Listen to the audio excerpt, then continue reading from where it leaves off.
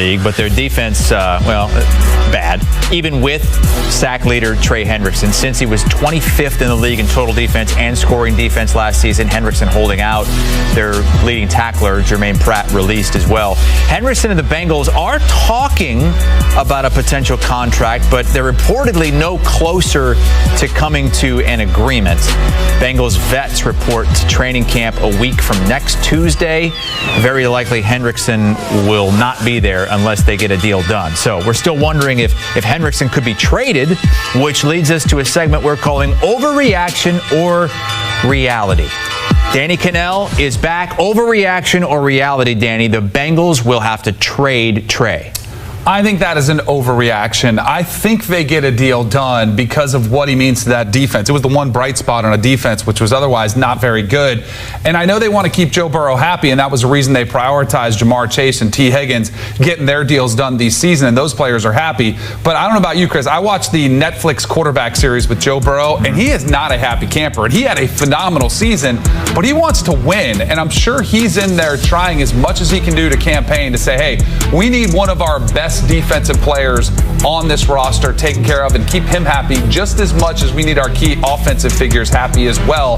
I think they get it done. I think this could get contentious. I don't think he's there at the start of training camp. I think it could carry on into camp and maybe even get close to regular season, but it's only July 9th. A lot of this is posturing, trying to take a stance and play hardball, but ultimately I think the Cincinnati Bengals will realize what they have on that defensive side of the ball, and it's not easy to go out and find a replacement for that, so I think they'll get it done. He's not the only great pass rusher that's looking for a new deal. Micah Parsons heading into the final year of his deal with the Cowboys. Overreaction or reality? Micah Parsons won't suit up for the Cowboys week 1.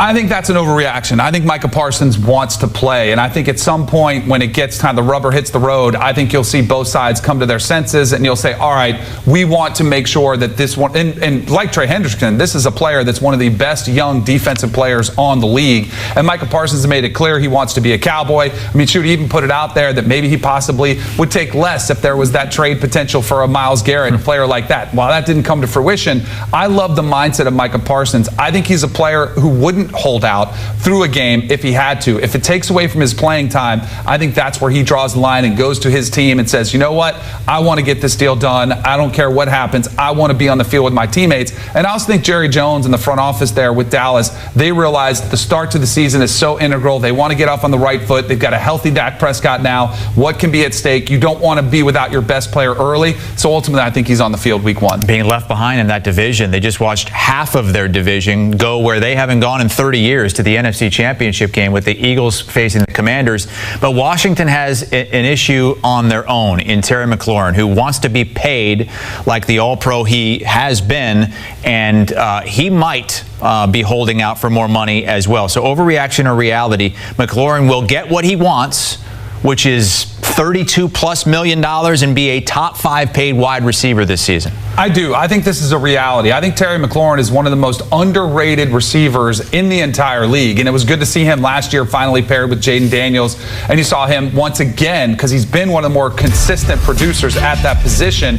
I don't think he's in the discussion for a top 3 wide receiver in the league. So I don't think he breaks the bank and sets a new record. But that $32 million mark is around where I see him. And if you see some of those other players, A.J. Brown right there, Amon-Ra St. Brown, Brandon Ayuk, Tyreek Hill, I think is a better wide receiver, but his contract was redone a couple years ago. A lot of times the latest guy kind of sets the tempo, it sets the tone, and gets into that top 5 market. So I do think Washington, they have already made it clear they're sparing no expense. They've been the trade market, they've been active, trying to help Jaden Daniels. They want to make sure Terry McLaurin is there. I think he's got some pretty good leverage, so I think he sneaks into that top 5 highest paid wide receiver range. Reports, though, that McLaurin is unhappy right now with the way things are moving, or maybe not moving right now in the direction that he wants.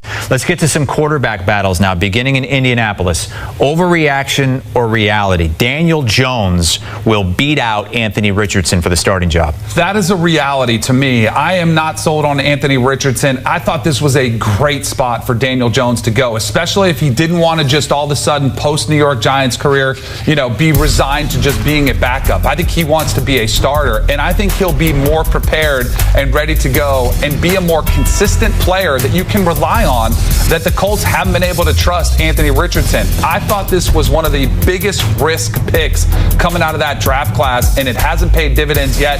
The accuracy concerns that he had coming out of college haven't been alleviated, and even more worrisome, he has not been able to stay healthy. Daniel Jones, I think it's been great for him to kind of have a little respite. Now that he's found a new place, I think Shane Steichen will find a way to use him, and I think the consistency that he brings to the table, and he's a really good quarterback. I know he was tossed aside by the New York Giants. He was, his offensive line was mired with injuries. Was Saquon healthy half the time? It seemed like he didn't get great situations. It's a really tough market to play in. I think Indianapolis will ride with Daniel Jones come week 1. Speaking of tossed aside, Kenny Pickett was tossed aside by the Pittsburgh Steelers, who took him in the first round. He was the #1 quarterback drafted just a few years ago. Overreaction or reality? Kenny Pickett is going to beat out the former Super Bowl MVP and the 2 rookies on that team for the starting job. I think that's an overreaction that he starts for them week 1. I think this is Joe Flacco's job. I don't think he'll have a problem beating out Shedeur Sanders and Dylan Gabriel, so I think he'll be resigned to a backup role. I wouldn't be surprised if you see him play at some point, but Kevin Stefanski knows and trusts Joe Flacco, and at 40 years old, I know he seems ancient, but he's still going to deliver and trust somebody you can trust with the offense. We so many times think that players hop around and it's easy to pick up an NFL offense. It is not. You have to learn the new language, the new lingo, and the ability to make checks at the line of scrimmage. It's so intricate, the deals and the systems that you're running. Joe Flacco knows better how to handle it. I think Kevin Stefanski, once the rubber hits the road and it's time to go, I think he'll go with the guy that he trusts the most. Again, I think it'll be a pretty short leash. I think they'll see if he can kind of guide them, be more of that game manager type. But I keep reading about Kenny Pickett, how he's all of a sudden found revival from the year he spent in Philly. He didn't play that much. It's not like he was all of a sudden out there lighting it up. He was in a backup role, and I'm happy for him that he's found another opportunity, and I do think maybe he sees the field at some point, but I'm not sold that he's going to be the guy that Kevin Stefanski trusts week 1 to say, all right, you're our guy. You're the one we're going to trust to lead us to the playoffs. Have one more overreaction or reality with Danny Cannell. It's about Tyreek Hill. Overreaction or reality? Tyreek Hill won't be a Dolphin come week 1. That's an overreaction. I know there's been a lot of speculation about Tyreek Hill. Even he has, had some comments that have kind of been contradictory over the past, off season. How happy is he? I think he likes playing in South Florida. I know there's some question marks about his belief in Tua. I still think that's a quarterback that can get him the ball when he's healthy. He plays in a system that's very creative, that they're going to be able to use him in different ways.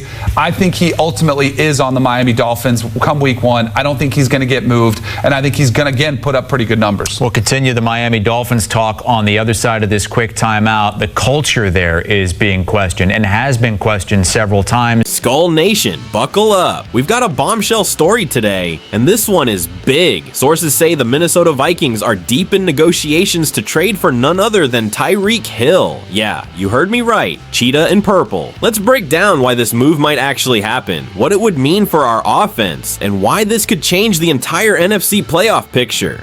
But first, don't forget to smash that like button, subscribe to Report Vikings, and turn on those notifications so you never miss a drop of purple smoke.